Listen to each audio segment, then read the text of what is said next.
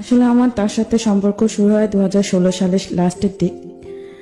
আমি একটা অফিসে জব করি, ওখানে আমার আমার আম্মু জব করে, আমার আম্মুর সঙ্গে যাই ফ্যাক্টরিতে। তারপর ওখান থেকে আমার ভালোবাসা শুরু হয়। আমার যে প্রথমে তো বয়ফ্রেন্ড ছিল, তারপর হাজবেন্ড হয়েছে। আমার যে বয়ফ্রেন্ড ও হচ্ছে, ওর নাম হচ্ছে মামুন। সে আমার বস ছিল। কি মানে গার্মেন্টসে জব করতাম। আচ্ছা, সে আমার বস ছিল, তো সেখান থেকেই পরিচয়। তার আগে একটু আপনার পরিবার সম্পর্কে জানি। আপনার পরিবারে কে কে আছে? আমার পরিবারে আমার মা, আমি, আমার একটা ছোট ভাই, আমার বাবা। আপনি, আপনার ছোট ভাই আছে, আপনার মা আছে এবং আপনার বাবা আছে। এই হচ্ছে আপনার পরিবার এবং আপনি কাজ করেন গার্মেন্টসে। সেই অবস্থায় একটি ছেলের সাথে আপনার পরিচয় হলো, যে হচ্ছে আপনার বস।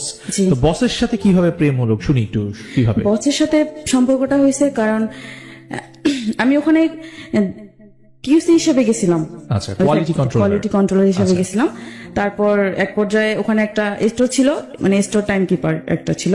ওখানে একটা ছেলে জব করতো, মাঝখানে ওই ছেলেটা জবটা ছেড়ে দেয়। তারপর আমার যে বস, মানে আমার মামুন আমার আম্মুকে বলে, আমার আম্মু ওই ফ্যাক্টরিতে জব করতো, পরে আমার আম্মুকে বলে আমাকে বললো যে, আমার আম্মুকে বলতেছে যে তোমার মেয়ে তো অনেক মানে কথাবার্তা দিয়ে স্মার্ট আছে, আর লেখাটা অনেক সুন্দর, তাহলে তাকে আমরা স্টোরে বসে দিই। তারপরে বললো আচ্ছা ঠিক আছে, যেন কোনো সমস্যা না হয়। আমার আম্মু বলতেছে যে ওর তো কেউ নাই, আমার আবার বাবা নেই, ঠিক আছে। যে বর্তমান যে বাবা, সে হচ্ছে আমার সৎ বাবা। আচ্ছা, বলতেছে ওর তো বাবা নাই, তা আজ থেকে আপনি ওর গার্জিয়ান, ওর কিছু হলে আপনি দেখে শুনে রাখবেন। আচ্ছা, এভাবে বলছে। তার সাথে আপনার বয়সের ডিফারেন্সটা কত? বয়সের ডিফারেন্স অনেক। কত হবে সেটা? আমার তো বয়স 23 চলতেছে। না, যখন আপনার প্রেম করেছেন তখন, আমি তখন থেকে যদি বলি, আপনার সাথে তার বয়সের ডিফারেন্স কত? 5 বছর, 10 বছর? 10 বছর। 10 বছর হবে। 10 বছর। আচ্ছা, ঠিক আছে, তারপর বলেন। তারপর আম্মু বলতেছে ওর তো কেউ নাই, ওর বাবা নেই, তাহলে আমি আপনাকে আমার মেয়ে হাতে তুলে দিলাম, আপনার হাতে। তো বলতে আচ্ছা ঠিক আছে, সমস্যা নাই, আমি ওকে দেখে শুনে রাখবো, ঠিক আছে। পরে বলছে আচ্ছা ঠিক আছে। আম্মু তো নিশ্চিন্ত হলো। ও এমন একটা মানুষকে কথা দিয়ে ভুলাই ফেলতো, আর ওকে প্রচুর বিশ্বাস করতো মানুষ। তারপর ও আমাকে স্টোরে কাজ দেয়, স্টোরে কাজ দিতে দিতে ও আমাকে মানে নানান ভাবে বোঝাইতো যে সে আমাকে পছন্দ করতো, অনেক কিছু করতো, আমার কাছে আসার চেষ্টা করতো। আমি বুঝতাম যে সে আমাকে পছন্দ করে, এরকম। আচ্ছা, তারপর আমি তাকে এক পর্যায়ে আমাকে বলতেছে যে আমাকে অনেক ভালো লাগে, আমাকে বলছে যে ভালো লাগে। ও আমাকে বলেন। ও যখন 5টা বাজে, ম্যাক্সিমাম 5টার পর ফ্যাক্টরি অফ থাকে, তারপরে অনেক সময় দেখা যায় 8টা পর্যন্ত অফিস চলে, 5টা পর্যন্ত ও আমার কাছে বসে থাকতো। 5টার পর আমার পাশে বসে থাকতো, বাসায় যেত না, আমার সাথে কথা বলতো, গল্প করতো, ওর নাকি ভালো লাগতো, বাসা যেতে নাকি। এই ব্যাপারগুলো আপনি যেহেতু গার্মেন্টসে কাজ করতেন, অন্যরা দেখতো না?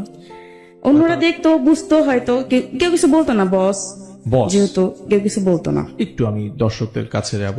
এখানে প্রচুর বন্ধু রয়েছে যারা তোমরা গার্মেন্টসে জব করো, আমি জানি, যারা সাভারে, গাজীপুরে, মোহাম্মদপুরে, মিরপুরে, শ্যামলীতে, বাড্ডাতে, বিভিন্ন জায়গায় ছড়িয়ে ছিটিয়ে রয়েছে। হয়তো আজকে অনুষ্ঠানটা শুনছে, একটু মনোযোগ দিয়ে শুনবে। আজকে কিন্তু একজন মানুষ এসেছে, সে একটা গার্মেন্টসে জব করতো এবং তার সাথে তার বসের, এবং যিনি গার্মেন্টসে জব করতেন তিনি তার চাইতে একটি বেটার পজিশনে জব করতেন। কিভাবে তাকে প্রেমের ফাঁদে ফেললেন সেই গল্পটাই তিনি আজকে এখানে বলতে আসছেন। আপনারা যারা গার্মেন্টসে জব করেন বা যে কোনো পেশায় জব করেন, মনোযোগ দিয়ে আজকে এই নারীর গল্পটা শুনবেন।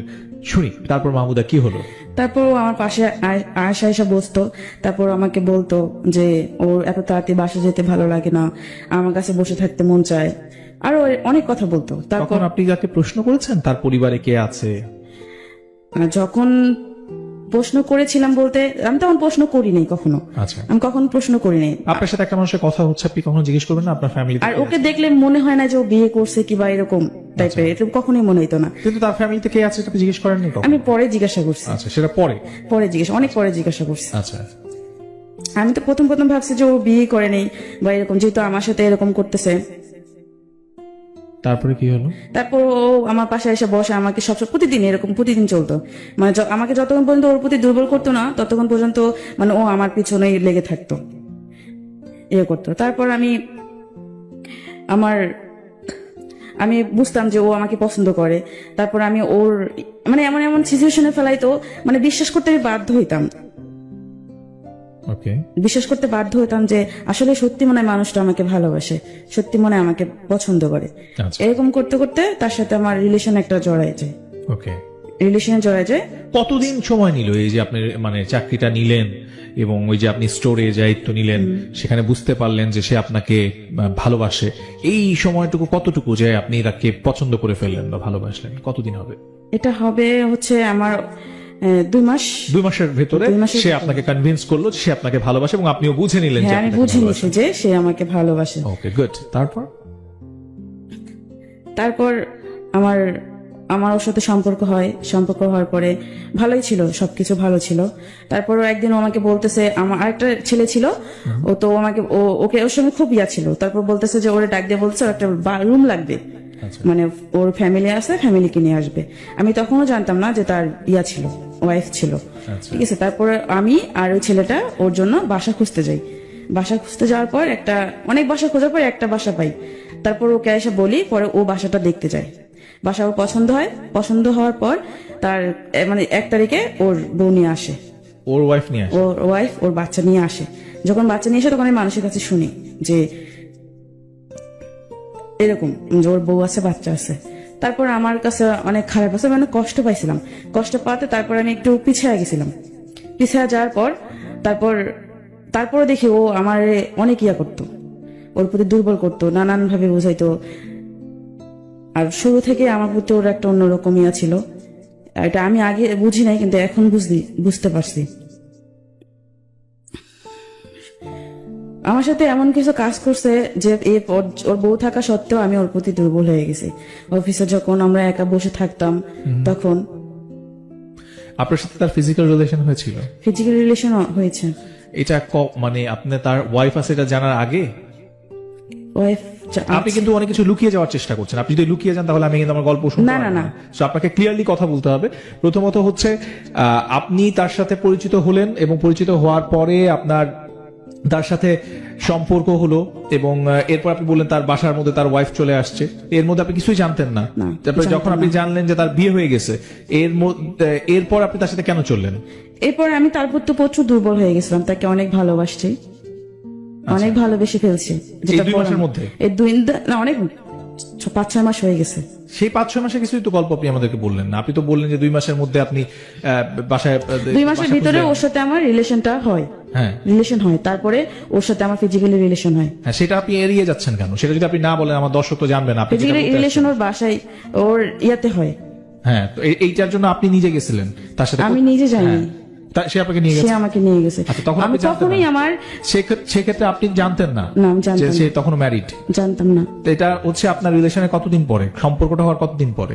সম্পর্ক হওয়ার 3 মাস পর। সম্পর্ক হওয়ার ঠিক 3 মাস পরে আপনি তার সাথে ফিজিক্যাল রিলেশনে চলে গেলেন।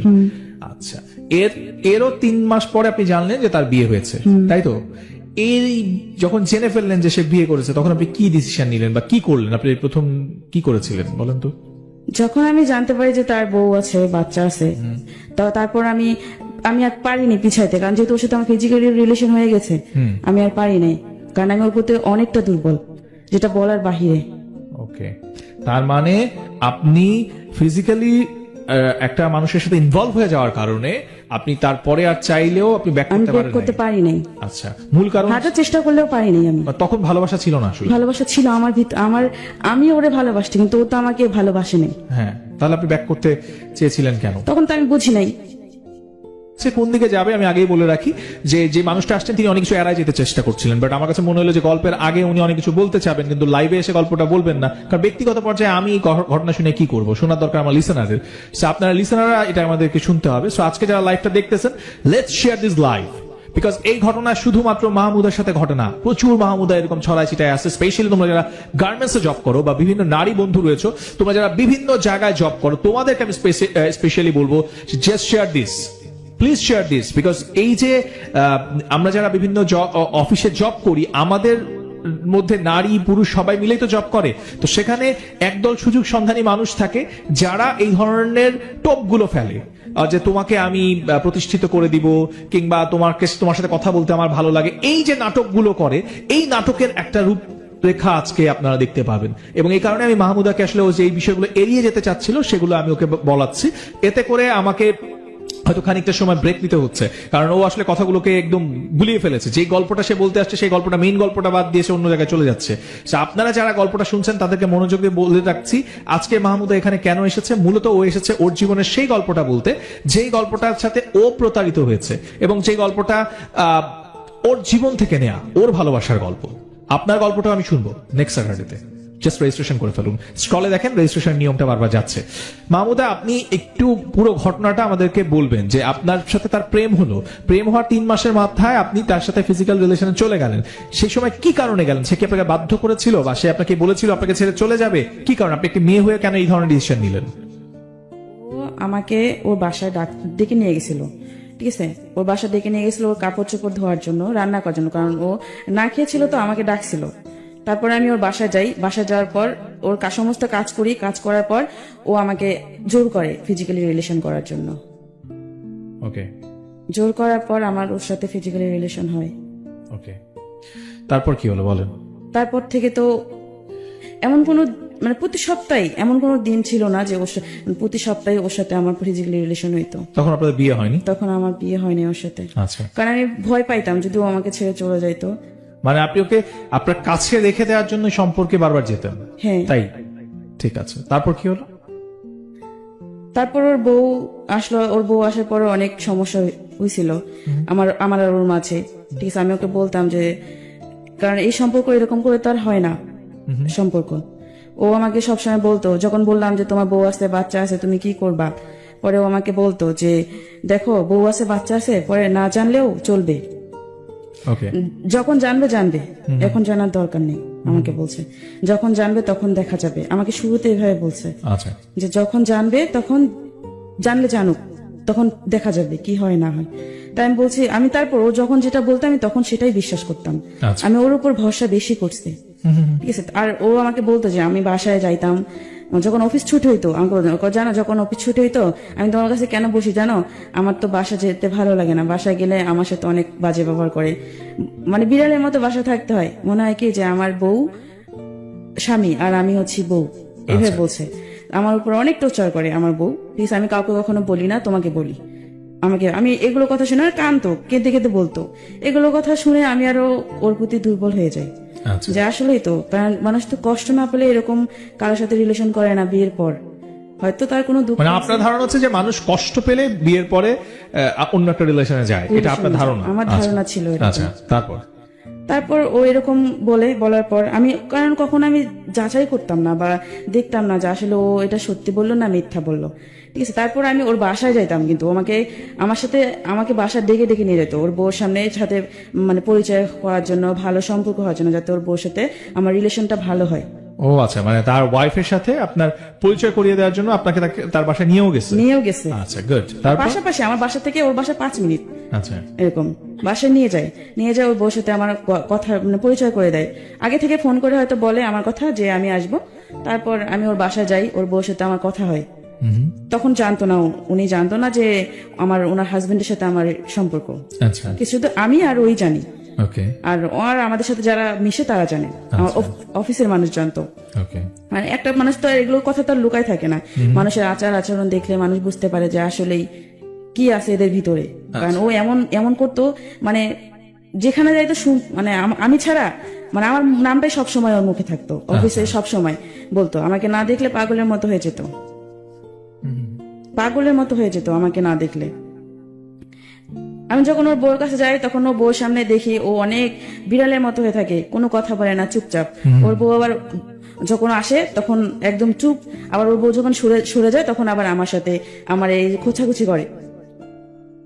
আচ্ছা, তারপর এরকম করে যখন, তারপর ওর বাসায় খাওয়া দাওয়া করে আমি চলে আসি, মাঝে মাঝে যাইতাম বাসায়, ও আমাকে ডেকে ডেকে নিয়ে যাইতো বা ফোন করে নিয়ে যেত যে আয়, এসে মানে ওর বউর সামনে আমাকে তুই করে কথা বলতো, ফোন করে বলতো যে আয় আয়শা, আমার বাসায় আয়শা ঘুরে যা।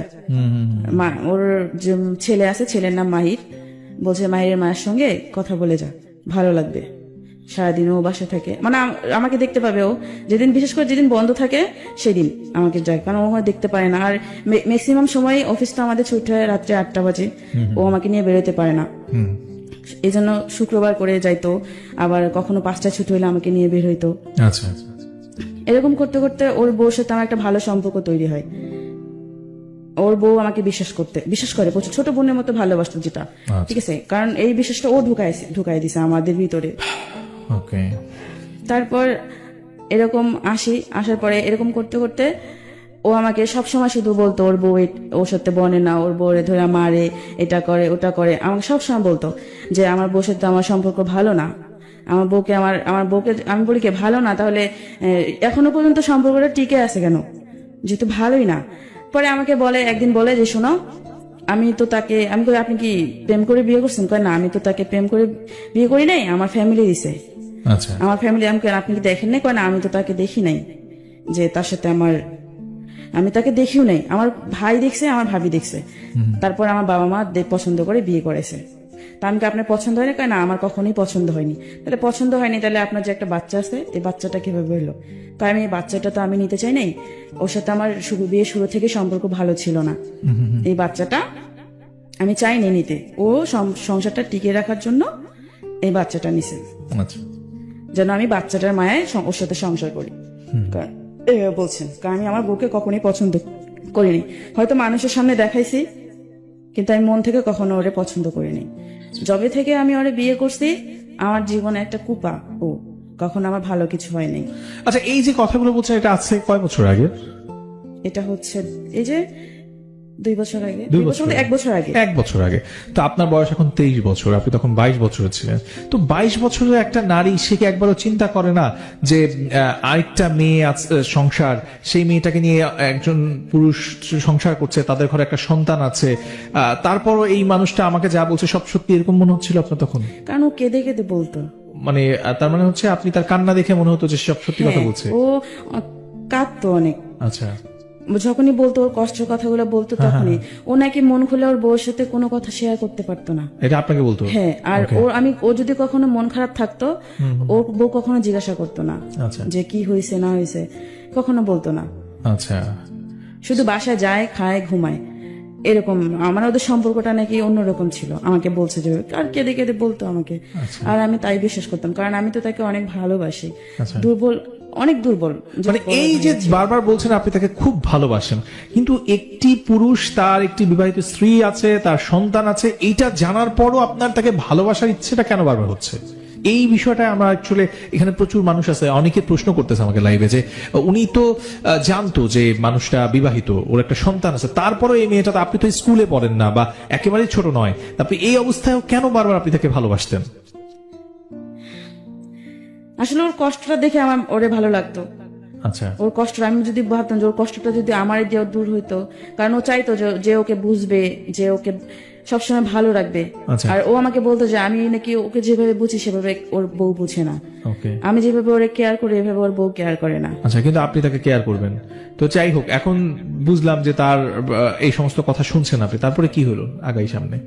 তারপর তো এরকম ও সবসময় বলতাম, যখন বলতাম যে তোমার ফ্যামিলি জানলে তখন কি হবে, তোমার বউ জানলে কি হবে, বলে যে যখন জানবে তখন দেখা যাবে। আমাকে এভাবে বলছে, যখন জানবে তখন দেখা যাবে। তারপর ওর সাথে আমার প্রায় মাঝে মাঝে ওর সাথে আমার ফিজিক্যাল হইতো, প্রায় ও আমাকে ডেকে ডেকে। তার মানে বিবাহ, মানে তার সাথে প্রেম হওয়ার 3 মাস পর থেকে আপনাদের ফিজিক্যাল রিলেশন স্টার্ট হয়েছে, এবং সে বিবাহিত এটা জানার পরেও আপনাদের এই ফিজিক্যাল রিলেশনের সম্পর্কটা চলছে, কন্টিনিউ চলছে।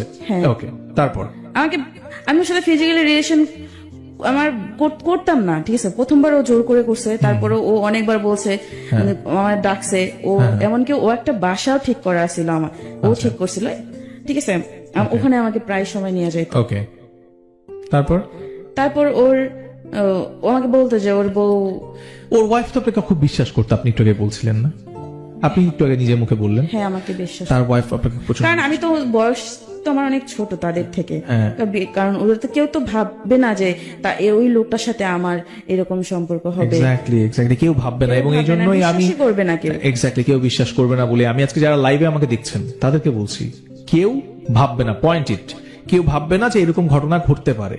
একটি মানুষ, একটি হাউসওয়াইফ, তিনি তার হাজবেন্ডের একটি ফ্রেন্ডকে ফ্রেন্ড হিসেবে ভাবেন, এবং সে আসে, তার ছোট বোন হিসেবে আসে, তুই তুকারি সম্পর্ক, কিন্তু এইটা নিয়ে কখনো কোনো সন্দেহের উদ্বেগ হতেই পারে না, খুব স্বাভাবিক প্রক্রিয়া। কিন্তু সেই স্বাভাবিক প্রক্রিয়ার মধ্যে কি অস্বাভাবিক ঘটনা ঘটছে সেটা একটু চোখ কান খোলা রেখে শুনতে থাকেন, আর যদি প্রয়োজন মনে করেন লাইফটা শেয়ার করেন, বিকজ এই লাইফটা শেয়ার করলে আমি 1 টাকাও পাবো না, বাট লাইফটা শেয়ার করলে হয়তো কোনো একটা হাউসওয়াইফ, কোনো একটা বন্ধু, কোনো একজন স্টুডেন্ট যে এই লাইফটা পরবর্তীতে দেখবে সে সচেতন হবে। So আপনি একজন পুরুষ হন কিংবা নারী হন, জাস্ট শেয়ার দিস লাইফ।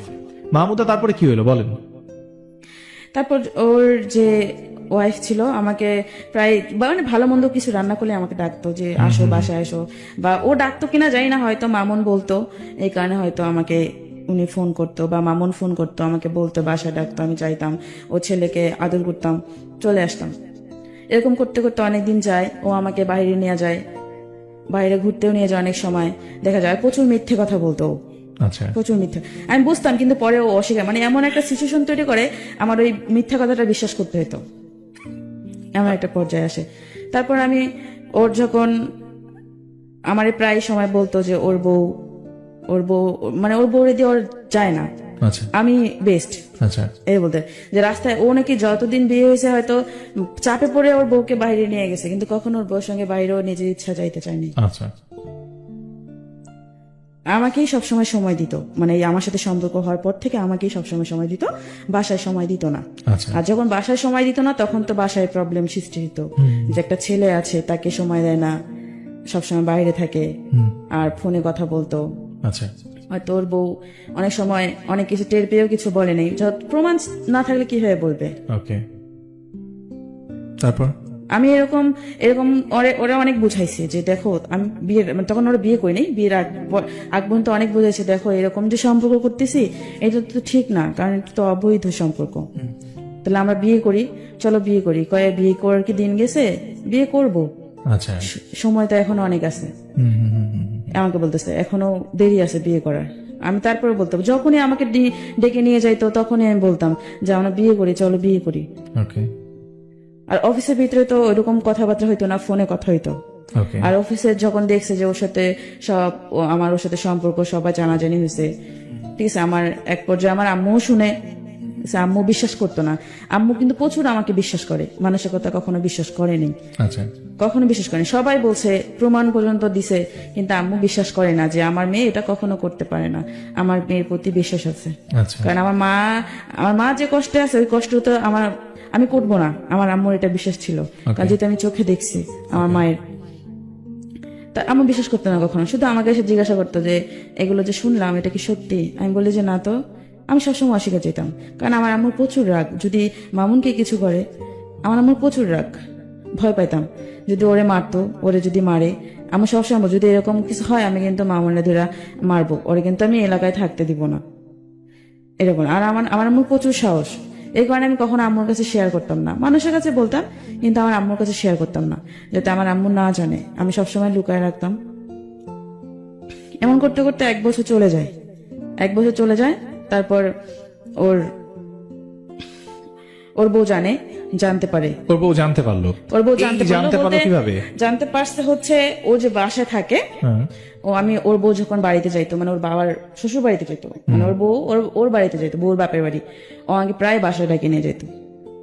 আর বাসায় নিয়ে গেলে তো একজন মানুষ দেখে না, অনেকেই দেখতো, অনেকেই দেখে, হয়তো আমাদেরকে কিছু বলতো না, চুপ করে থাকতো, ওর বউ যখন আসতো তখন হয়তো ওর বউকে বলতো। আচ্ছা, এরকম করতে করতে ওর বউকে হয়তো বলতো, ওর বউ সন্দেহ করতে শুরু করে, আচ্ছা, সন্দেহ করতে শুরু করে, আমাকে বাসায় ঠিক আগের মতোই ডাকে, কিন্তু ফলো করে, আমার দিদি ফলো করতো, এটা আমি বুঝতাম যে ফলো করতো, আচ্ছা, ঠিক আছে, কিন্তু মামুন না বুঝলেও আমি বুঝতাম ফলো করতো। আমি যদি সেফ ভাবে থাকতাম ও সেফ ভাবে থাকতো না, আচ্ছা, ঠিক আছে, মানে ওর ভাগ ভঙ্গিতে বুঝে যাইতো ওর বউ, আচ্ছা, তারপরে কিছু বলতো না, আমাদেরকে কিচ্ছু বলেনি, কাউকে কিছু বলতো না। হয়তো ও আমার সাথে ফোনে কথা বলতো যে ওর ফোনে রেকর্ড করে রাখতো, মানে আমার নাম্বারটা শুধু রেকর্ড অপশন দিয়ে রাখতো, ওর বউ রাখছিল যে ও জানতো না, আচ্ছা, আমার নাম্বারটা শুধু। পরে ও তো আমার সাথে সারাদিন যা কথা বলতো রেকর্ড হয়ে থাকতো, ওর বউ শুনে ফেলছে, আচ্ছা, পরের দিন সকালে শুনছে ওকে, যা যা কথা হয়েছে, কি কথা হয়েছে না হয়েছে, খারাপ ভালো মন্দ, আমরা কোথায় গেছি, কি করছে না করছে সব। ওকে, তারপর থেকে তো অশান্তি শুরু হয় তাদের ফ্যামিলিতে, ওকে, শুরু, আমি আর বাসায় যাওয়া বন্ধ হয়, বাসায় যাওয়া বন্ধ হয়। তারপর আমি ওর বউ যখন বাসায় যাইতো, ওর বাবার বাড়ি যেত, আমাকে ফোন করে ডাকতো, আচ্ছা, বাসা যেতাম আমি চোরের মতো, বাসায় ওর বাসা যেতাম চোরের মতো। কিভাবে যাইতেন? যেতাম মানে যখন ও দেখতো যে মানুষজন আছে নাকি, আচ্ছা, আমাকে নিয়ে বাসায় ওর রুমের ভিতরে ও ঢুকায় রাখতো। তার মানে হচ্ছে যখন ওর ওয়াইফ কোথায় যেত, ওর বাপের বাড়ি যেত, বাবার বাড়ি যেত, তখন হচ্ছে আপনাকে আবার সেই বাড়িতে নিয়ে যেত, এবং আপনি সেখানে তখনও যেতেন। তার মানে হচ্ছে তখনও যেতাম। কেন, মানে এই যে এত কিছু ঘটে যাচ্ছে তার জীবনে, তার ওয়াইফ আপনাকে এত বিশ্বাস করে, সেই জায়গায় আপনি বুঝতে পারতেছেন, এবং তার ওয়াইফের কাছে আপনারা ধরা পড়ে গেলেন, তারপরও আপনার মানে আপনার জায়গা থেকে আপনার একবারও মনে হয়নি যে আমি এটা ভুল করতেছি? তখন মনে হয়নি? না, আমার তখন তখন মনে হয়নি। এক্স্যাক্টলি আমি এটা শুনতে চাই। হয়নি আমার যে আমি যে ভুল করছি বা করতেছি, আমার কিছু মনে নেই। আমার শুধু একটাই ইয়া ছিল যে আমি ওকে ভালোবাসি, আমার ওকে পাইতে হবে, আমি ও ছাড়া অন্য কাউকে আমার লাইফে নিয়ে আসবো না। এক্স্যাক্টলি, আসবো আমরা আবার আপনার কাছে। প্রিয় দর্শক, আপনারা যারা দেখছেন জাগো এফএম 94.4, আপনাদের উদ্দেশ্যে বলছি আজকের এই এপিসোডটা, যারা প্রাণ আপ লাভ স্টোরিতে আজকে টিউন করে আছেন তাদের উদ্দেশ্যে বলছি যে এই গল্পটা বিভিন্ন ভাবে বিভিন্ন দিক থেকে হয়তো আপনারা দেখছেন। কেউ জাগো এফএম এর পেজ থেকে দেখছেন, কেউ আর জুদয়ের পেজ থেকে দেখছেন। আপনাদের কাছে বিনীতভাবে অনুরোধ করছি, please share this live as soon as possible. যত বেশি লাইভটা শেয়ার হবে, মাহমুদা যে ট্র্যাপে পড়েছে, নট অনলি মাহমুদা, এরকম প্রচুর মানুষ রয়েছে যারা জব করেন। সে তো গার্মেন্টসে জব করে, শুধু গার্মেন্টসে না, বিভিন্ন জায়গায় যারা জব করেন, সেখানে তাদের উপরে যারা থাকেন, সেই পজিশনগুলোতে যারা হোল্ড করেন, তারা এই রকমের ঘটনা ঘটান। আমাদের এই মিডিয়া নিয়ে নানা রকমের কথা প্রচলিত রয়েছেন, বাট আমি আজকে লাইভে খুব মানে জোর গলায় বলতে চাই, নট অনলি মিডিয়ার কথাগুলো সামনে প্রকাশ পায়, প্রচার হয়, বাট প্রত্যেকটা সেক্টরেই এমন ধরনের ঘটনা ঘটে। যদি আপনাদের চোখ কান খোলা থাকে, বিভিন্ন পত্র পত্রিকায় দেখবেন কিছুদিন আগে বাংলাদেশের সুনামধন্য কিছু ব্যাংকেও এই ধরনের ঘটনা উঠে এসেছে। সো আমি বলবো যে অনেক সেক্টরেই আছে, বাট আমরা খুবই অভাগা যারা আমরা মিডিয়াতে কাজ করি, কেন যেন তীরটা আমাদের দিকেই আসে, বাট ঘটনাগুলো বিভিন্ন সেক্টরেই ঘটে। আজকে যে মানুষটা এখানে আসছে, মাহমুদা, সে কিন্তু গার্মেন্টস এর ঘটনা বলছে, এবং আমি এর আগেও কোনো একটা এপিসোডে এরকম একজন গার্মেন্টস কর্মী এসেছিলেন যে তার যে বস, তার সাথে তার এই ধরনের একটা সম্পর্ক তৈরি হয়ে যায়, এবং সেম অনেকটা সিমিলার আজকের ঘটনাটা।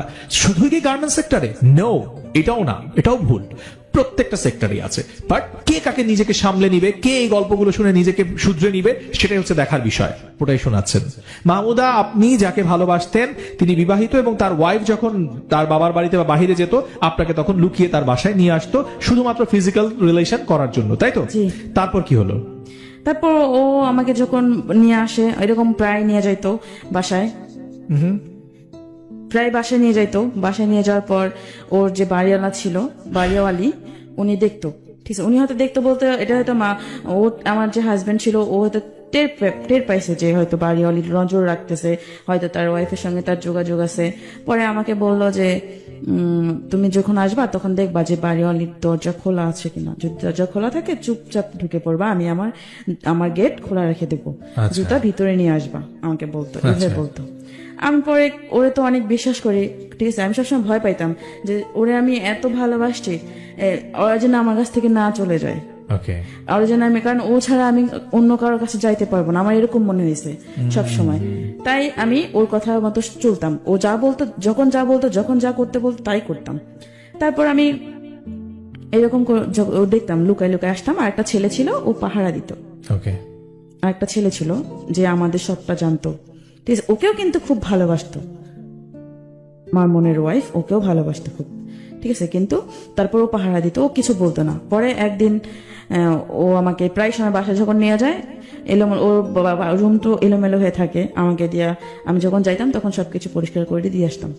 তারপর একদিন আমরা ফ্যাক্টরিতে আসার পর ওর ওয়াইফ ওরে না বইলা চলে আসছে বাসায়, চলে আসছে। ও তো একদম ইয়ে হয়ে গেছে যে না বলে, ফোন না দিয়ে, কিছু না বলে চলে আসছে, হয়তো কোনো কারণ আছে, কারণ ওর বউ ওর হয়তো না বলে, যেহেতু আমাদের বিষয়টা জানতে পারছে, এই কারণে হয়তো চুপচাপ আসছে, করে না কিছু না জানে, ও ভয় পেয়ে গেছিল। পরে আমাকে বলতেছে, দেখো ও মনে হয় কিছু জানতে পারছে, এই কারণে ওই চুপচাপে আসছে, আমাকে কোনো ফোনও দেয় নেই, ইয়া করেনি। আমি বলছি জানতে পারছে, তাহলে এখন কি করবেন, কি করবা? আমি বলছি কি করবা, কি করা, জানলে জানছে, মানুষ কি করে না, আমাকে বলতেছে। আচ্ছা, আমি তারপরে ওর কথা বলছি, শুধু ঠিক আছে বলে গেছি। আচ্ছা, যখন যেটা বলছি তখন সেটা বলছি, ঠিক আছে। পরে লাস্টের দিক 2018 সালের দিক, এরকম করে 1 বছর গেছে, এরকম করেই ফিজিক্যালি রিলেশন করেই 1 বছর গেছে। পরে 18 সালের দিক যখন লাস্টে আসলো, তারপরে ওর সাথে আমার মানে এটা নিয়ে অনেক কিছু হইলো, অনেক কিছু হলো। ও আমার সাথে লুকায় লুকায় কথা বলে। যখন সবাই জানলো যে ওর সাথে আমার সম্পর্ক, আমার আম্মু বিশ্বাস করেনি। সবাই বলছে, সবাই কানাকানি করতেছে যে ওর সাথে এই সম্পর্ক, এটা হয়েছে, ওটা এটা হয়েছে, এটা করছে, এখানে নিয়ে গেছে, ওখানে নিয়ে গেছে, এরকম ভাবে আমার আম্মুকে সবাই বলতেছে। আমার আম্মু বিশ্বাস করে না, যে বলে যে আমার মেয়ের প্রতি বিশ্বাস আছে, আমার মেয়ে কখনো এরকম কাজ করতে পারবে না। এমনকি আমার বাসায় যাইতো, আচ্ছা ও ওই ফ্যাক্টরি থেকে জব ছেড়া অন্য ফ্যাক্টরিতে জব নেই, 5টা বাজে আসতো ওই ফ্যাক্টরি থেকে, আসলে আমার বাসায় 8টা পর্যন্ত থাকতো, বাসায় আসতো। আম্মু বিশ্বাস করতে পারে যে ছাড় মানুষ আমার অনেক ভালোবাসে, এই কারণে আম্মু ওরে অনেক খুব বিশ্বাস করতো। আর কখনো ভাবতে পারে না যে ও এরকম কাজটা করবে। আমার আম্মু বাসায় রেখে যাইতো, আমার একটা ছোট ভাই আছে, এমনকি ও আমার বাসায় অনেকবার ফিজিক্যালি রিলেশন নিছে, আপনার নিজের বাসা? আমার নিজের বাসায়। ওকে দেন আমার নিজের বাসায় ফিজিক্যালি রিলেশন করতো। এই যে আসতো 5টা বাজে আসতো, আসলে এই যে 7টা 8টা পর্যন্ত থাকতো, গল্প করতো, এটা করতো। আম্মু তো বিশ্বাস করে বাসায় রেখে চলে যাইতো। কিন্তু আপনার মা জানতো যে আপনার বাসায় সে আসে? হ্যাঁ এটাও জানতো? হ্যাঁ আচ্ছা আসতো, প্রায় আসতো, আচ্ছা প্রায় আসতো যে আসে, কারণ যেহেতু ছাড় মানুষ আমার, আর আমাদের অনেক হেল্প করতো। মানে আমার ফ্যামিলিটা একটু ছিল, অনেক হেল্প করতো, ওকে সাহায্য করতো অনেক। স্যার ওরে খুব বিশ্বাস করতাম আমরা সবাই, মানে আমি তো করি, ওরে অনেক বিশ্বাস করতাম তখন। আর আমার আম্মু তো অনেক করতো, এই জন্য ওরে বাসায় রেখে চলে আসতো। আম্মু কাজে বেরোইতো বা দোকানে যেত, এই সময়টা ওর সুযোগ কাজে লাগাইতো। ওকে আমার ভাই আছে, ছোট ভাইকে কখনো মোবাইল দিয়ে আলাদা রুমে রাখতো, এরকম। আমার ভাই ছোট, ওরে মোবাইল দিয়ে আলাদা রুমে বসাইতো, আর আমরা আর এক রুমে ছিলাম।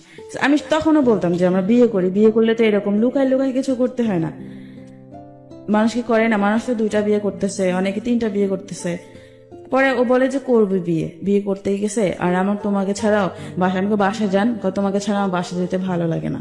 আচ্ছা। বাসায় গেলে ক্যাশ ম্যাচ বলে যে খালি চিল্লা চিল্লি, ওর বউ নাকি খালি চিল্লা। ও আমায় যখনই জিজ্ঞাসা করি তখনই বলে যে ওর বউ সাথে বনে না, তখন কোনো সময় ভালো কথা বলে নেই যে ওর বউটা অরিয়া করে। আর একদিন, মানে এই ঘটনার পর একদিন বলতেছে আমি ওর ছবি পোস্ট করতাম, ছবি পোস্ট করলে আমাকে ওর বউ দেখতো যে আমি কেন ওর ছবি কেন পোস্ট করব।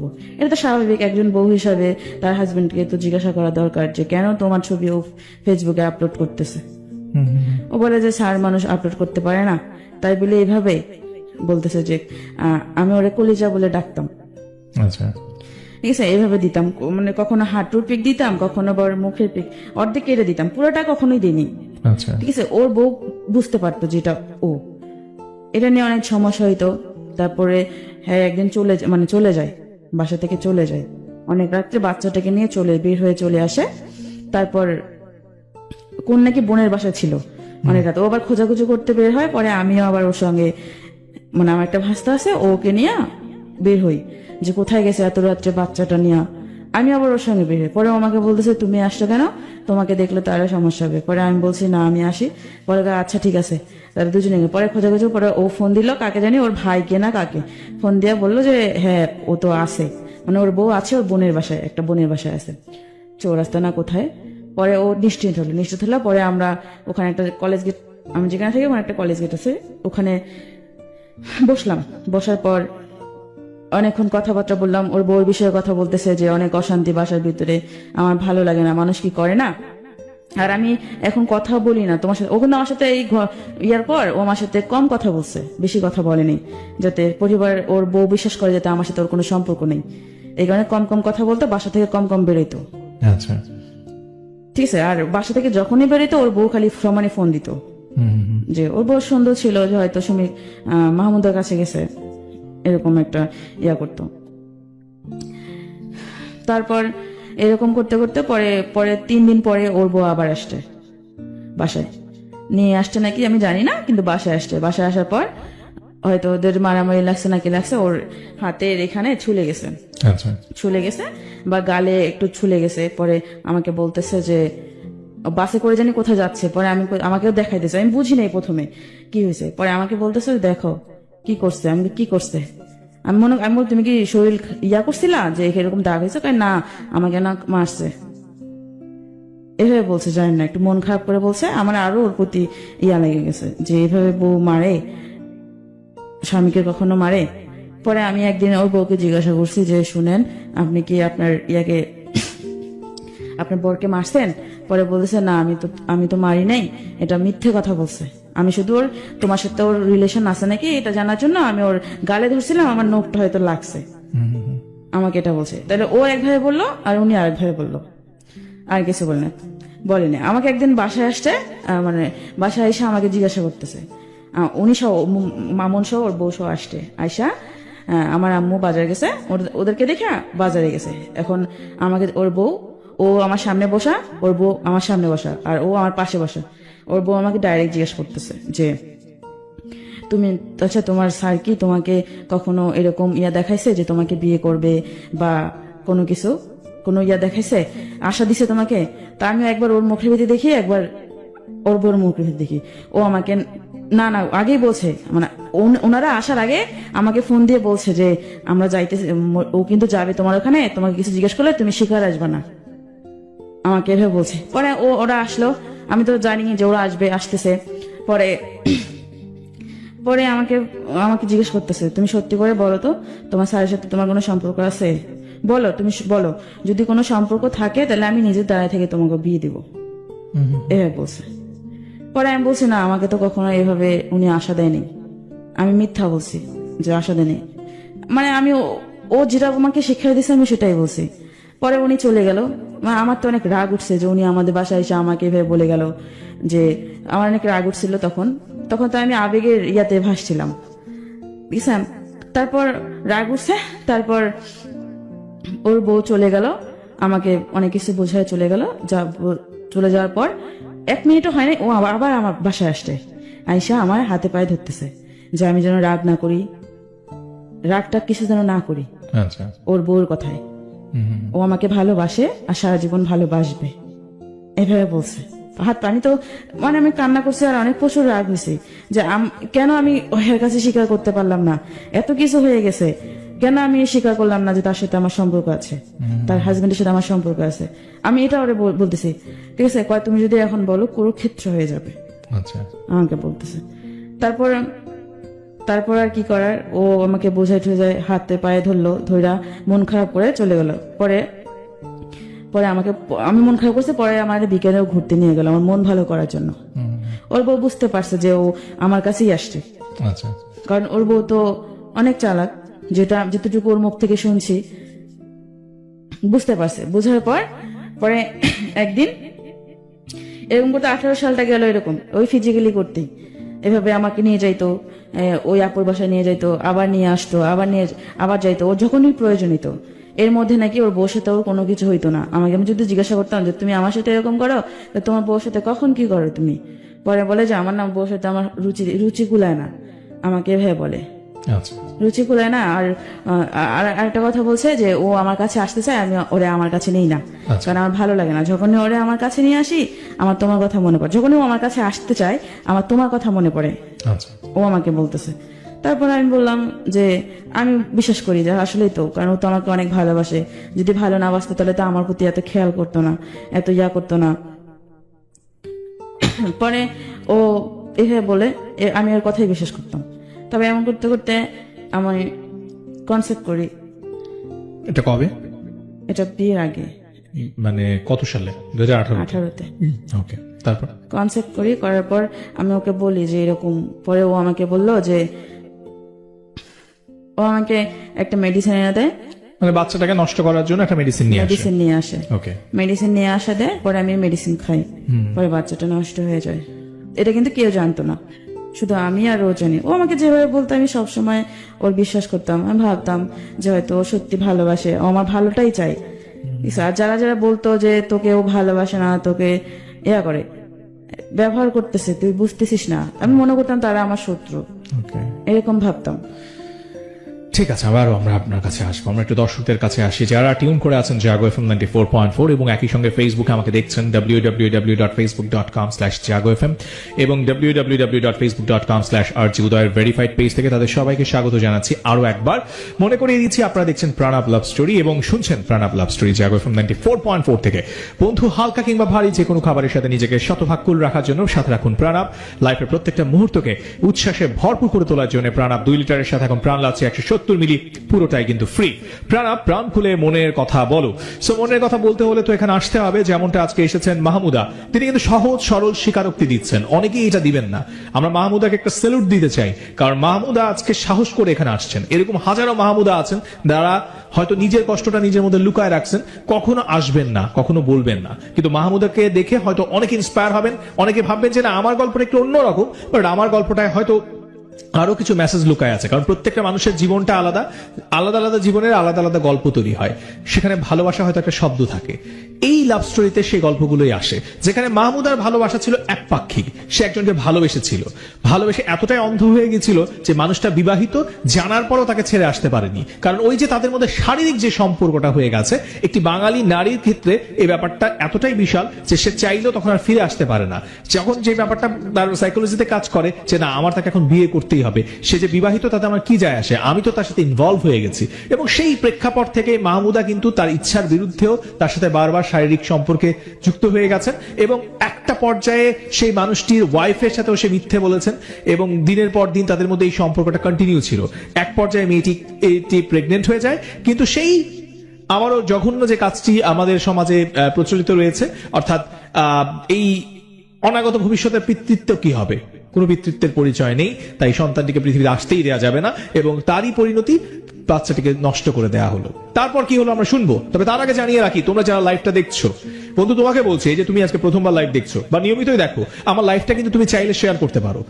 10টা গ্রুপে শেয়ার করো, বেশি না 10টা করে গ্রুপে যদি প্রত্যেকে শেয়ার করেন, কালকে রাতে ভিতরে এইটা অনেক অনেক মানুষের কাছে পৌঁছে যাবে। আজকে রাতে অনেকে ঘুমায় গেছে, যারা কখনো রেডিও দেখে না, ফেসবুকে ঢুকে না, আমাদের এই পেজগুলো তারা ভিজিটই করে না, কিন্তু আপনার ফ্রেন্ড লিস্টে এরকম অনেক ফ্রেন্ড আছে যে সামাও এই ভুলটা করতেছে নিজে নিজে, হয়তো কাউকে বলতে পারতেছে না। সো আপনি জাস্ট নিজের অজান্তেই সেই মানুষটাকে সাপোর্ট করতেছেন। আপনি নিজের টাইমলাইনে ভিডিওটা শেয়ার করেন, আপনি যে গ্রুপগুলোতে ভিজিট করেন সেই গ্রুপগুলোতে এই ভিডিওটা শেয়ার করেন, তো কি হবে যে অনেক মানুষ দেখতে পারবে, কালকে দিনের বেলাও অনেকে ভিডিওটা দেখবে। সো আমি আপনাদের কাছ থেকে এই সাপোর্টটুকু চাই, জাস্ট শেয়ার করেন। এই লাইভটা যত বেশি শেয়ার করবেন তত বেশি গল্পগুলো মানুষের কাছে পৌঁছাবে। এগুলো তো গল্প না, এগুলো জীবনের কথা। একটা মানুষ তার নিজের জীবনের, বাস্তব জীবনের ভালোবাসার গল্প বলতেছে। এখানে ভালোবাসা কোথায়, এখানে মোহ কোথায়, এখানে প্রতারণা কোথায়, সেটা আমরা নিজেরাই খুঁজে নিব। চলেন জাস্ট শেয়ার করি। মাহমুদা তারপরে আবার ফিরে আসি। তার আগে একটু বন্ধুদেরকে বলি যে আপনিও এখানে আসতে পারেন। মাহমুদার আজকের গল্প শুনে যার মনে হয়েছে যে আপনি আসবেন, রেডিওটাতে আইসা গল্পটা বলতে হবে, এটা লাইভ কিন্তু। সো আপনাকে এরকম রাত বিরাতে গল্পটা বলার ইচ্ছা থাকতে হবে, সাহস থাকতে হবে। শেষ সময় গিয়ে বলবেন যে আমি তো রেজিস্ট্রেশন করছিলাম, তখন না আসলে আমার ওয়াইফের সাথে আমার ঝগড়া চলতেছিল, আমার বয়ফ্রেন্ডের সাথে আসলে আমার একটু ভুল বোঝাবুঝি ছিল, এখন তো আমি আর যাবো না। এরকম যারা আছেন তারা গল্প রেজিস্ট্রেশন করবেন না। অনেকেই আছেন ক্লাস 6-7 পড়েন, মন চাইলেও লাভ স্টোরিতে রেজিস্ট্রেশন করেন, পরে ফোন করি দেখি আপনার আম্মা আব্বা ধরছে, আপনি একটা অকওয়ার্ড সিচুয়েশনে পড়েন। এইরকম বোকামিগুলা করবেন না। এতবার করে একই কথা কেন বলি, যেন আপনি এখানে সুস্থভাবে আইসা গল্পটা বলতে পারেন। সো ঠান্ডা মাথায় শুনেন রেজিস্ট্রেশন করার নিয়ম। মোবাইলের মেসেজ অপশনে গিয়ে টাইপ করতে হবে RLS, একসাথে লিখবেন RLS, স্পেস দিয়ে নিজের নাম লিখেন, এরপর স্পেস দিয়ে লোকেশন লিখেন, আপনি কোথায় থাকেন, আপনার হোম টাউন না যেখানে থাকেন। স্পেস দিয়ে আপনার প্রফেশন লিখবেন, ধরেন আপনি স্টুডেন্ট, পরের ইন্টারমিডিয়েট ফার্স্ট ইয়ারে লিখে দিবেন কলেজ প্রথম বর্ষ। আপনি যদি মনে করেন যে জব করেন তাহলে লিখবেন জব। আপনি ভার্সিটিতে পড়েন লিখে দিবেন আমি ভার্সিটি স্টুডেন্ট। অবশ্যই যারা ডিভোর্স আছেন তারা মেনশন করবেন আমি ডিভোর্সড। আমি স্পেশালি ডিভোর্সদেরকে এই জন্য বলি যে একটা সংসার হয় তারপর ডিভোর্স হয়ে যায়, এই গল্পটার পিছনে অনেক কিছু লুকায় থাকে।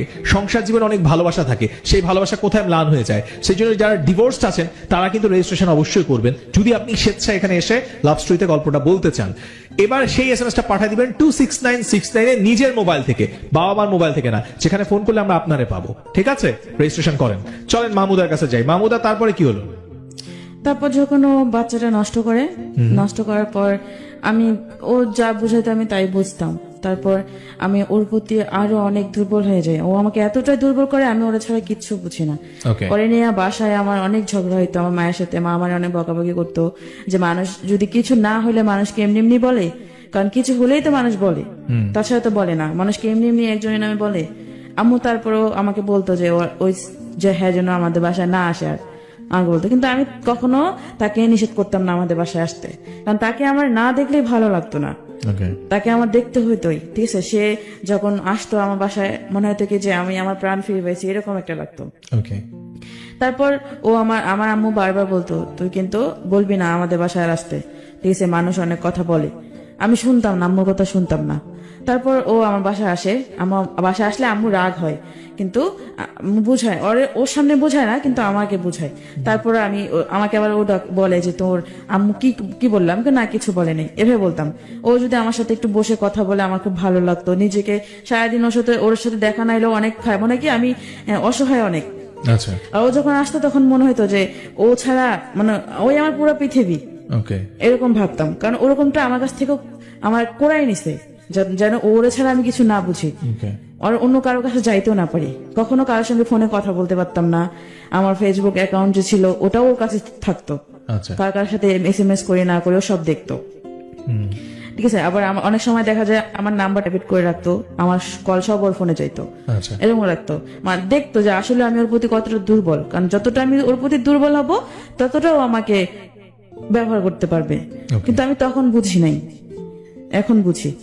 তারপর এরকম করতে করতে গেল। আমার একদিন পরে একটা আন্টি ছিল আমার, ওই আন্টিটা পরে আমার সবাই আমাকে বোঝাইতো, দেখ মানে যারা যারা জানতো যে এরকম তোর থেকে অনেক বয়সের, কিন্তু বোঝা যায় না যে তার বউ আছে, বাচ্চা আছে। ওকে দেখলে কেউ বলতে পারবে না যে ওর বিয়ে হয়েছে বা বাচ্চা আছে, ওকে, আমাকে বোঝায়। তারপর আমি বুঝতাম না, আমি শুধু বলতাম যে আন্টি দেখো আমি তো তার অনেক ভালোবেসে ফেলছি, আমার পক্ষে সম্ভব না সরে আসা। যদি সরে আসা হয়তো তাহলে যখন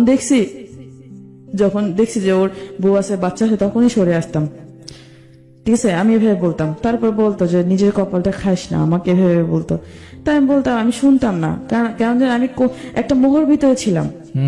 আমার কাছে এরকম মনে হয়েছে, মানে আমি রঙিন চশমা পরে আছি, আমার ওর যা কিছু দেখে আমার সবটাই ভালো লাগে, এরকমটা মনে হইতো। তারপর এক পর্যায়ে যখন আসে, অনেকটা গভীরে চলে আসে, এটা 2018 শেষের দিক, 2018 সালের শেষের দিক। ও আমাকে আমার সাথে কিরকম খারাপ ব্যবহার করা শুরু করে। খারাপ ব্যবহার বলতে আমাকে বোঝায় যে এখন বিয়ে করা যাবে না। আমি ওকে কিন্তু ইদানিং খুব মানে তখন খুব বলতাম যে আসো বিয়ে করি, চলো বিয়ে করি। যখনই ডাকতো আমাকে নিয়ে যাইতো কোথাও, তখনই আমি বলতাম চলো বিয়ে করি, মানে বিয়ের গানটা ছিলই। তার বলতে এখন বিয়ে করবো না, এখন বিয়ে করলে সমস্যা আছে, ঠিক আছে, এখন অনেক সমস্যা করতে পারে ওর বউ শুনলে। আর পরে বলতেছে যে আমরা বিয়ে করবো, কেউ তো জানবে না যে আমরা বিয়ে করছি, ঠিক আছে। আমি এভাবে বলছি, পরে আচ্ছা ঠিক আছে দেখি। তার কয়েকদিন পর দেখি ও আমার সাথে পোল্টি বাজ নিল যে শোনো এখন বিয়ে করা যাবে না।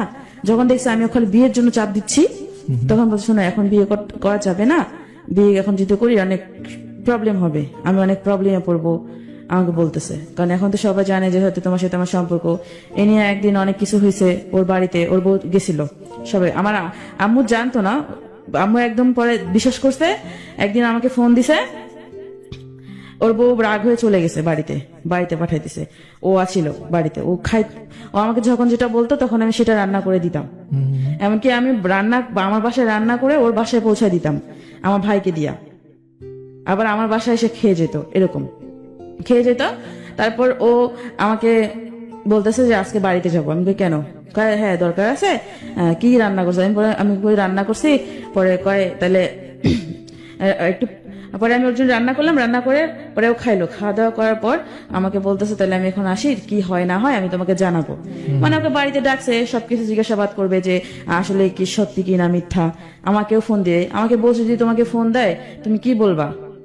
তুমি বলবা যা সত্যি তাই বলবা, আমাকে এভাবে বলছে। আচ্ছা, তা আমি পরে ও বাড়িতে গেল, আমার বাসা ভাত খেয়ে গেছে, কিন্তু বাড়িতে ওর বাড়িতে গেল। বাড়িতে যাওয়ার পর বিকেলে গেছে, তার পরের দিন সকালে আমাকে ফোন দিছে। ওর বাসা থেকে, ওর নাম্বার থেকে একটা ফোন আসে, ওর বউ ফোন দিছে। ফোন দিয়ে আমাকে জিজ্ঞাসা করতেছে যে ওর সাথে আমার সম্পর্ক অনেকদিন থেকে, কেন আমি মিথ্যে কথা বলছি, এগুলো জিজ্ঞেস করে, মানে শিক্ষা আমার কাছ থেকে নিতেছে।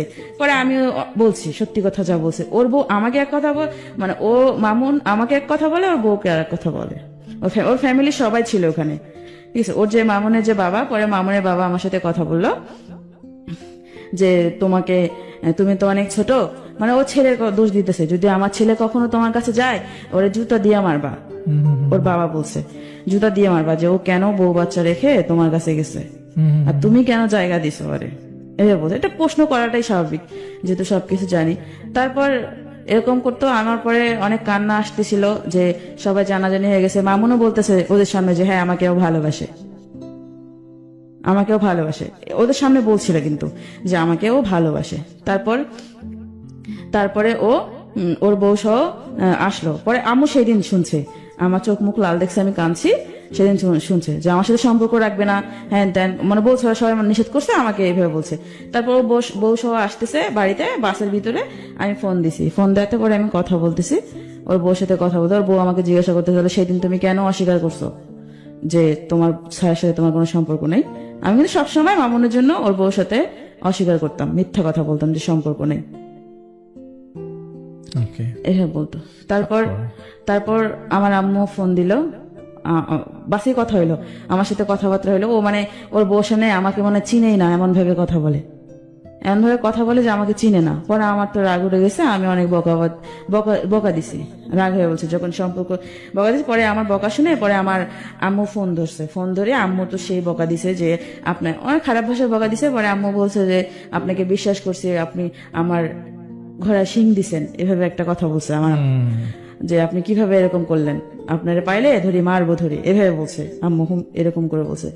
এরকম করে বলছে হেরা সেই দিন আর আসে নাই, মানে আমাদের এলাকায় আর আসে নাই।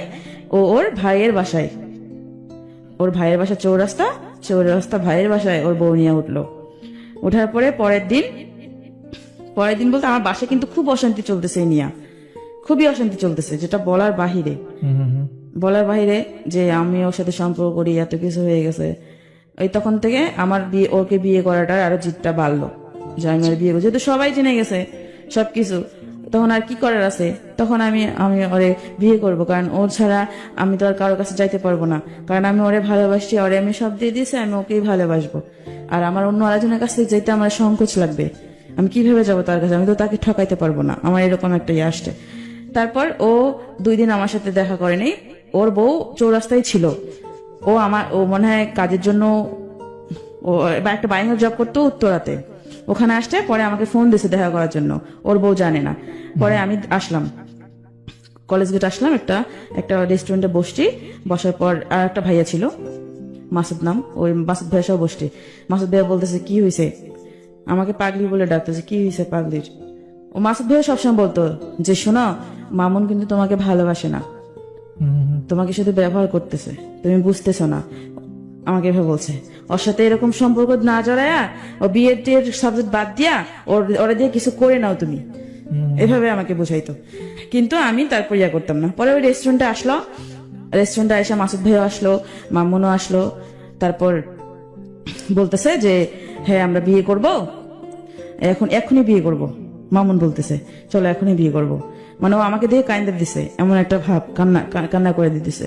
আমি তো আগে থেকে কাঁদতেছি, ওর জন্য পাগল আমি, যেহেতু ওরে আমি দেখি না 2 দিন থেকে। পরে বিয়ে করবো, রাত্রি 9টা বেজে গেছে, ওখানে একটু খাওয়া দাওয়া করলাম।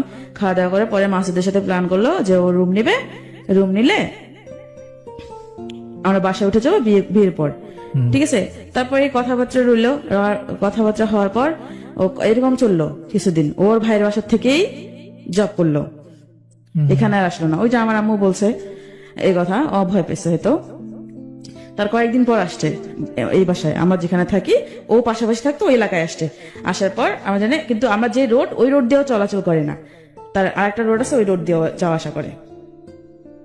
তারপর এরকম করতে করতে যায়। তারপর আবার জানি কি হইলো, আমাকে বলতেছে হয়তো ওর বউ নাকি ওরা চাপ দিছে আমাকে, শোনো এখন তোমাকে বিয়ে করা যাবে না, আমি তো তোমাকে এখন বিয়ে করতে পারবো না, এখন যদি তোমাকে বিয়ে করি তাহলে আমার 10 লাখ টাকা প্রয়োজন। আমাকে 10 লাখ টাকার প্রয়োজন, মানে হ্যাঁ 10 লাখ টাকা প্রয়োজন, আমার বউকে দিতে হবে, আমাকে এভাবে বলছে 10 লাখ টাকা দরকার। পরে আমি বলছি 10 লাখ টাকা দরকার, এটা তো আমি জানি না। ও আমাকে আবার আমার একটা আন্টি সহ রেস্টুরেন্টে ডাকছিল যে আসো, পরে আমি ওর সাথে দেখা করবো বলছি কলেজ গেটে। পরে আমি কলেজ গেটে গেছি, আমার আন্টিকে নিয়ে গেছি। আমার তো আমি তো সারাদিন কাঁদছি, তারপর চোখ মুখ একদম ইয়ে হয়ে গেছে, আমার গলাটা একটু ভাঙা হয়েছে। তারপর আমাকে বলতেছে, আমার দিক তাকাইতেছে, আমি আবার ফুচকা অনেক পছন্দ করতাম, ও নিছে। তারপর আমাকে বলতেছে, ও খাইতেছে, আমি আর আমার খাবার ভিতর দিয়ে ঢুকতেছে না। পরে আমি শুধু ওকে একটা কথা জিজ্ঞেস করতেছি, বিয়ে করবা না কেন, কি সমস্যা?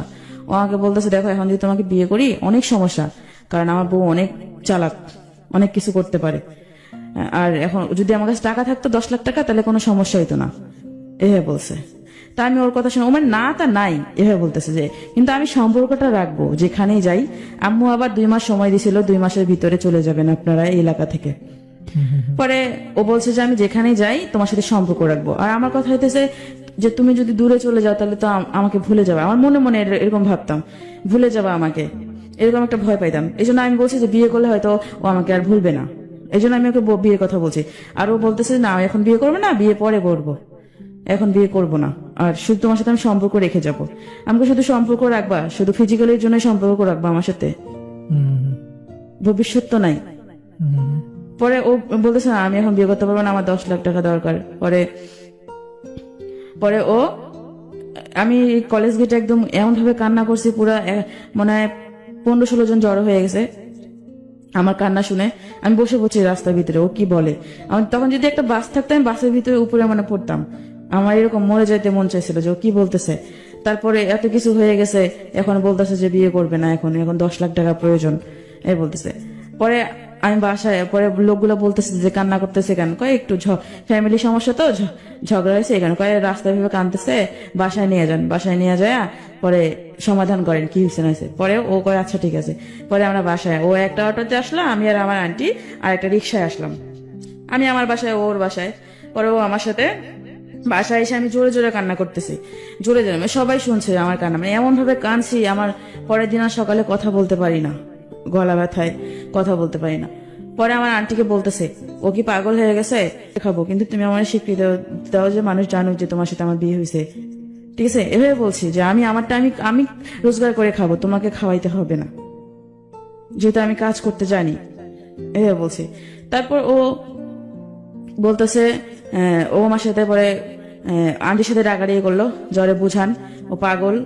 পরে আন্টি বলছে যে পাগল বলতেছেন, এখন যদি ও মারা যায় তখন আপনি কি করবেন, যে অবস্থা হয়েছে তো মারা যাওয়ার মতোই, এই বলছে।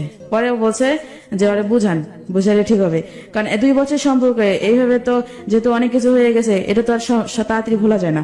হয়তো ওর কাছে ভালোবাসা ছিল না, আমার কাছে ভালোবাসা ছিল, আমি তো তাকে ভালোবাসছি।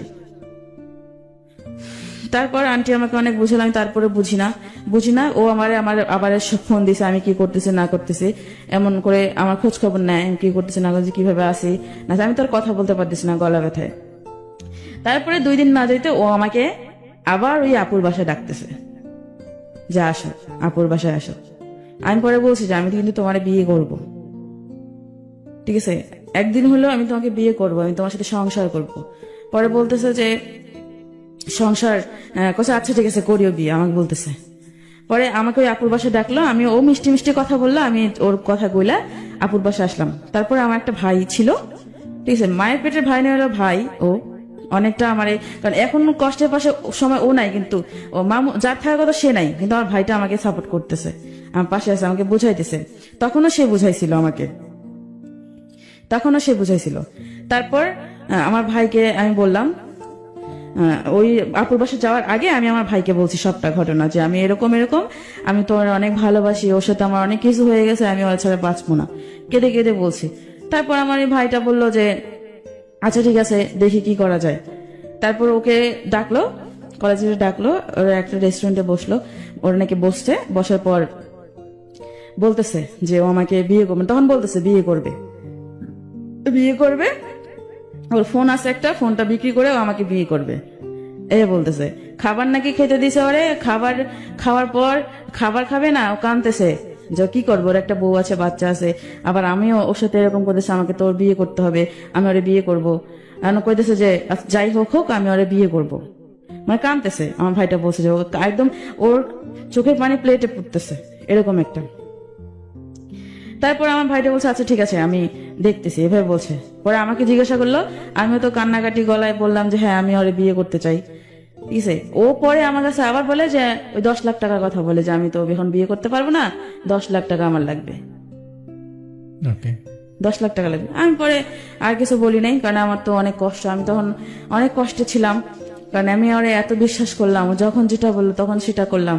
আর এখন আজকে ও আমাকে বলতেছে যে 10 লাখ টাকার জন্য ও আমাকে বিয়ে করতে পারবে না, কারণ আমি তো অনেক গরিব। যদি ও আমাকে বলে কি, আর আমি তো ওরে 10 লাখ টাকা দিতে পারবো না, বলি কি। তারপর ও আমাকে যখন এই আপুটার বাসা ডাকলো, আমি আমার ভাইটাকে বললাম যে ও আমাকে আবার আজকে ডাকতেছে, ও বলে আমার সাথে সম্পর্ক, আমাকে বিয়ে করবে না, অথচ আমার সাথে ফিজিক্যাল রিলেশন করার জন্য আজকে আবার ডাকতেছে। আমি ওর ভাইটাকে বলছি, পরে আমার ভাইটা বলতেছে আচ্ছা ঠিক আছে তুই যা দেখ, আমি পরে একটা ব্যবস্থা করতেছি। পরে ওর যে ফ্রেন্ড ছিল আমার ভাইয়ের, ওর ফ্রেন্ড 2টা ফ্রেন্ডকে নিয়ে ও কলেজ গেট ছিল। পরে আমি আপুটার বাসায় গেলাম ওর সাথে থাকার পরে আমার ভাইটা বারবার ফোন দিতেছে, আমি ওর ফোন একবার রিসিভ করি তো আর একবার রিসিভ করি না। পরে আমাকে মামুন বলতেছে যে তুমি কেন, ও কেন বারবার তোমাকে ফোন দিতেছে। আমাকে ফোন দিচ্ছে ও কলেজ গেট আসছে তো আমাদের সাথে হয়তো তোমার সাথে দেখা করবে, ওর মনে হয়তো সন্দেহ ঢুকছে, ঠিক আছে। পরে আপুর বাসায় 2 ঘন্টা থাকার পর আপুর বাসা থেকে বের হয়ে আসছি, তাড়াতাড়ি আমি বের হয়ে আসছি। বের হয়ে আসার পর ও দেখে রাস্তার মোড়েই, একদম আমি ঠিকানা দিছি রাস্তার মোড়েই আসছে। রাস্তার মোড়ে আসা পরে ওর হাতে একটা ফোন, আমার মামুনের হাতে একটা ফোন ছিল, আমার হাতে একটা ফোন ছিল। আমি আবার আমার ভাইটা আবার ফোন 2টা নিছে যাতে মামুন কোথাও ফোন না দিতে পারে। পরে মামুনকে নিয়ে চলে আসলে মামুন আমাকে বলতেছে আমি কি তোমাকে বলছি বিয়ে করব না, বিয়ে তো করবো, এত তাড়াতাড়ি করার কি আছে, আর এরকম করলা কেন, বিয়ে তো করবো তোমাকে। আমি বলছি বিয়ে তো করবা, ঠিক আছে, এখন হলেও করবা পরে হলেও করবা, তাহলে এখন করি, সমস্যা কোথায়, কেউ জানলো না। আমি আবার এটা বলছি। পরে আমার ভাইটা নিয়ে আসলো, আসার পর কাজী অফিসে তো নিয়ে জানে একটা যে বিয়ে পড়াইছে তার বাসায় নিয়ে আসছে।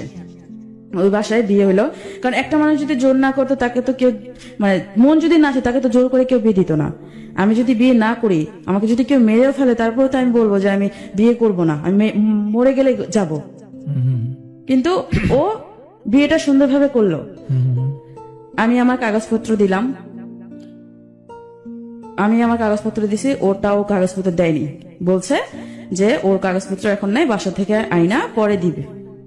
বিয়েটা হলো, বিয়েটা হওয়ার পর বিয়ে যে করবো টাকা ছিল না, ওর কাছে নাকি টাকা নেই। আমার আম্মু আমাকে কষ্ট করে একটা স্বর্ণের চেন বানাই দিছিল, আমার পড়লে হয়তো আমার ভালো লাগবে এই কারণে, সবার গলায় আছে আমার গলা খালি, এই কারণে আম্মু আমাকে কষ্ট করে একটা স্বর্ণের চেন বানাই দেয়। আমি ওর এতটাই ওর প্রেমে অন্ধ হয়ে গেছিলাম যে আমি তখন ভাবি নাই যে আমার মায়ের তো এটা কষ্ট রোজগার করার টাকা দিয়ে চেনটা বানানো। আমি ওর জন্য এই চেনটা পর্যন্ত বিক্রি করে দিই, বিক্রি না বন্ধ করে রাখছিলাম 10,000 টাকায়, কিন্তু পরে আর ওই চেনটা উঠাইতে পারিনি। আচ্ছা, তারপর বিয়ে যখন করি, বল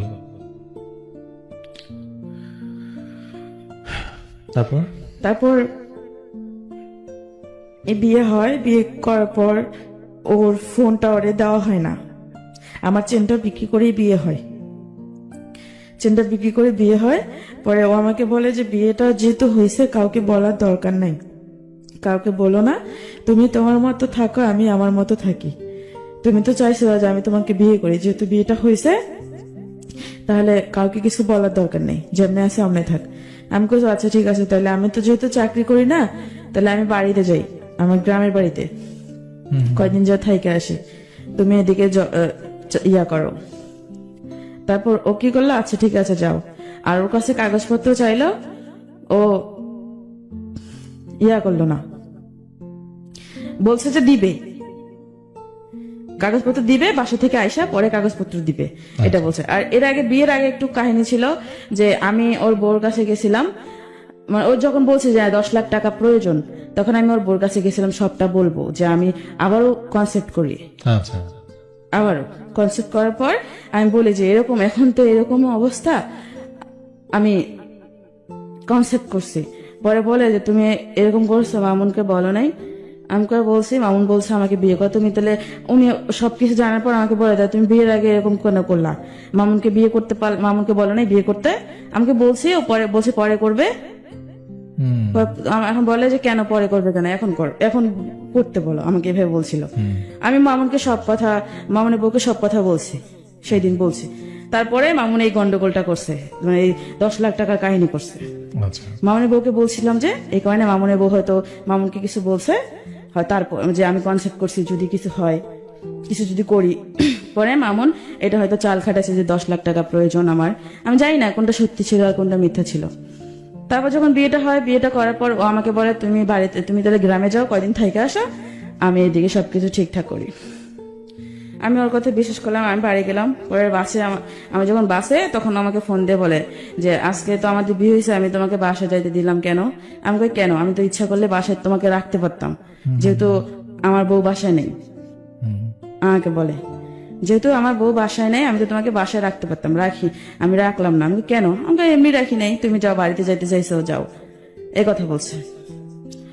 এরপরে পরের দিন ও কি করলো, আমাকে দুপুরের দিক বিকালের দিক ফোন দিছে, ফোন দিয়ে বলে যে ওর 500 টাকা লাগবে। আমি বলি, আচ্ছা ঠিক আছে, আমি টাকা পাঠাই দিব। এখন সন্ধ্যাবেলা আমি ওকে ফোন দেই, ও আর ফোন ধরে না। এই যে ফোন দিতেছি, ফোন বন্ধ করে রাখছে তো রাখছেই। সেই দিন রাত্রেই আমার আম্মুর কাছে হয়তো ফোন দিছে ওর বউ বা কেউ, আমার আম্মুকে বলছে যে আমি প্রেগনেন্ট। আমার আম্মু তো আম্মুর মনে হয় মাথায় আকাশ ভেঙে পড়ছে।